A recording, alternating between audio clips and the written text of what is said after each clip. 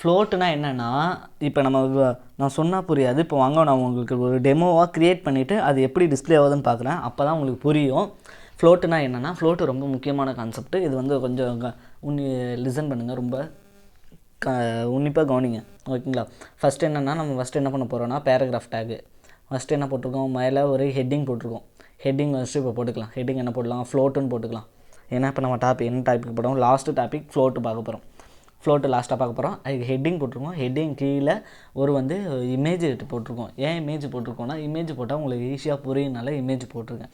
அதுக்கப்புறம் என்ன போட்டிருக்கேன்னா, ஒரு பேராகிராஃப் டேக் போட்டிருக்கேன். இப்போ வாங்க இது எப்படி டிஸ்பிளே ஆகுதுன்னு ஃபஸ்ட்டு பாருங்கள். என்னடா ஏற்கனவே காட்டினதே வருது அப்படின்னு சொன்னீங்கன்னா, இன்னும் ரீஃப்ரெஷ் பண்ணலங்க. ரீஃப்ரெஷ் பண்ணிட்டோம். இப்போ பாருங்களேன், ஃப்ளோட் வந்துருச்சு. என்னடா இமேஜ் டிஸ்பிளே ஆகலைன்னு சொல்லாதீங்க. இமேஜுக்கு நம்ம பார்த்து தப்பாக கொடுத்துட்டாங்க, அதனால இமேஜ் டிஸ்பிளே ஆகலை. இப்போ இமேஜ் பார்த்துட்டு மாற்றிட்டு நம்ம அப்படியே கொஞ்சம் சேஞ்சஸ் பண்ணிட்டு வந்துடலாம். இமேஜோட பாத் எங்கே இருக்குது, இங்கே பாருங்கள், 3BNG.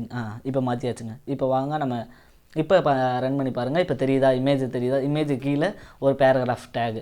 இது எப்படா ஃப்ளோட்டு அப்படின்னு சொன்னீங்கன்னா, இது சும்மா ஜென்ரலாக இப்போ நீங்கள் எப்படி க்ரியேட் பண்ணுவீங்க, ஒரு ஹெட்டிங் போட்டிருக்கோம், ஹெட்டிங்க்கு அப்புறம் ஒரு இமேஜுக்கு அப்புறம் ஒரு பேராகிராஃப் டேகு. இது ஃப்ளோட்டு இல்லைங்க. இதை இப்போ நம்ம சேஞ்ச் பண்ணுவோம், நமக்கு ஏற்ற மாதிரி இப்போ சேஞ்ச் பண்ணுவோம் பாருங்கள், அதுதான் ஃப்ளோட்டு. மேலே க்ரோமுக்கு மேலே ஒரு லிங்க் இருக்குது பாருங்களேன், அந்த மாதிரி தான் இருக்கணும். அது பேர் தான் ஃப்ளோட்டு. அந்த மேலே 3 லிங்க் கொடுத்துருக்காங்களே, அதெல்லாம் ஃப்ளோட்டு யூஸ் பண்ணி தான் அவங்க கொடுத்துருக்காங்க. இந்த யூடியூப்பு, மெயிலு, ஆப்பு, மேப்பு, இந்த மாதிரி யூஸ் பண்ணுறதெல்லாம் ஃப்ளோட்டை யூஸ் பண்ணாதாங்க. ஃப்ளோட்டு மூலியமாக தான் அதெல்லாம் யூஸ் பண்ண முடியும். உங்களுக்கு எப்படி வேணும், எந்தெந்த இடத்துல எப்படி வேணும் அப்படின்னு சொல்கிறதுக்கெல்லாம் அந்த ஃப்ளோட்டு யூஸ் பண்ணால் தான் ரொம்ப கரெக்டாக இருக்கும். நம்ம ஃபஸ்ட்டு ஒரு ஹெட்டிங் போட்டிருக்கோம். ஹெட்டிங்க்கு அப்புறம் இமேஜுக்கு அப்புறம் ஒரு பேராகிராஃப். இப்போ இது எப்படி நம்ம ஸ்டைல் எழுதலான்னு அப்படின்னு பார்க்கலாம் வாங்களேன். இதுக்கு இப்போ நம்ம ஸ்டைல் எழுத போகிறோம். எப்படி ஸ்டைல் எழுதலாம் அப்படின்னு பார்க்கலாம். இப்போ ஃபஸ்ட்டு என்ன கொடுத்துருக்கோம், H1 கொடுத்துருக்கோம். H1 நம்ம என்ன மாற்றிடலாம், H1 எனக்கு சென்டராக வரணும் அப்படின்னு சொல்லிடுவோம். அதுக்கு என்ன, டெக்ஸ்ட் அலைன் சென்டர் கொடுத்துட்டு அதுக்கப்புறம் என்ன கொடுத்துருக்கோம், இமேஜ் கொடுத்துருக்கோம். இமேஜை தான் இப்போ நம்ம ஃப்ளோட் பண்ண போகிறோம். இமேஜ் எனக்கு எங்கே வேணும் அப்படின்னு சொல்கிறதுக்கு தான் அந்த மேலே சொன்னல அந்த கூகுளு மேப்பு, அந்த ஆப்ஸு, அந்த மாதிரி இப்போ நம்ம இமேஜை கொண்டு வர போகிறோம். அதுலேயே லிங்க்கையும் அப்படி கொண்டு வரலாம். இப்போ நம்ம இமேஜில் சொன்னால் உங்களுக்கு இன்னும் ஷார்ட் அண்ட் ஸ்வீட்டாக புரியும்னால சொல்லியிருக்கேன். அடுத்து நம்ம என்ன கொடுக்க போகிறோம், ஃப்ளோட்டு. எனக்கு என்ன ஃப்ளோட்டு எங்கே வரணும் இமேஜ் அப்படின்னு கொடுத்துருக்காண்டி ரைட் சைடில் கொடுத்துடலாம். உங்களுக்கு அவங்க எங்கே கொடுத்துருப்பாங்கன்னா, அவங்க மேலே டாப்பில் கொடுத்துருப்பாங்க. ரைட் சைடில் கொடுத்துட்டு ஒரு மார்ஜின் டாப்பில் கொடுத்துருப்பாங்க. மார்ஜின் டாப் கொடுத்தா அந்த லிங்க் அப்படியே மேலே போயிடும். இப்போ அதே மாதிரி தான் இப்போ நம்ம இமேஜ் கொடுத்துருக்கோம். அதுக்கப்புறம் எனக்கு பேராகிராஃப் எவ்வளோ வேணும், பேராகிராஃப் எனக்கு மார்ஜின்லேருந்து 20 பிக்சல், 4 சைடு 20 பிக்சல் எனக்கு சேர்த்து டிஸ்பிளே ஆகணும், ஸ்பேஸ் விட்டு டிஸ்பிளே ஆகணும் அப்படின்னு சொல்லியிருக்கோம். இப்போ வாங்க இது எப்படி டிஸ்பிளே ஆகுதுன்னு ஃபஸ்ட்டு பார்ப்போம். பாருங்கள், இப்போ ஃபஸ்ட்டு நம்ம என்ன எடுத்துருக்கோம், ஹெட்டிங் கொடுத்துருக்கோமா, ஹெட்டிங் கொடுத்தது ஹெட்டிங்கில் வந்துருச்சு. அதுக்கப்புறம் ஒரு பேராகிராஃப் கொடுத்துருக்கோம். பேராகிராஃப்க்கு அப்புறம் வந்துருச்சு ஒரு இமேஜ் வந்திருக்கு பாருங்களேன். மேலே பாருங்களேன், ஆப்பு, மெயிலு, யூடியூப்பு, மேப்ஸ், அந்த மாதிரி இப்போ இந்த இமேஜ் கொண்டு வந்திருக்கோம். இமேஜுக்கு இந்த இமேஜ்லேயே லிங்க் கொடுத்துருந்தீங்கன்னா அதே மாதிரி கொண்டு வந்திருக்கலாம். நம்ம ஃபஸ்ட்டு இமேஜ் மட்டும் கொண்டு வந்துப்போம்.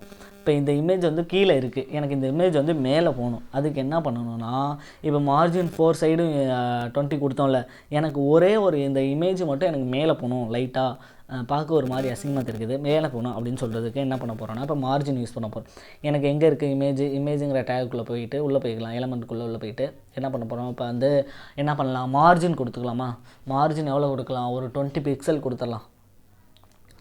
கீழே ஒரு ரைட் கிளிக் பண்ணிவிட்டு மார்ஜின் எவ்வளோ கொடுக்கலாம், வெறும் மார்ஜின்னு கொடுத்தா அது டிஸ்பிளே ஆகாதுங்க. மார்ஜின் டாப்புன்னு கொடுக்கணும். மார்ஜின்னு கொடுத்தா அந்த இமேஜ் பக்கத்தில் 20 பிக்சலாக ஸ்பேஸ் விட்டு வரும். எனக்கு மார்ஜின் டாப்பில் எனக்கு 50 பிக்சல் வேணும், ஸ்பேஸ் வேணும் அப்படின்னு சொன்னேன். நீங்கள் மைனஸ் கொடுக்காமல் கொடுத்தீங்கன்னா இமேஜ் கீழே வரும். மைனஸ் கொடுத்தா தான் இமேஜ் மேலே போகும். இப்போ பாருங்களேன், ரிஃப்ரெஷ் பண்ணால் உங்களுக்கு தெரியுதா, இமேஜ் மேலே போயிடுச்சு.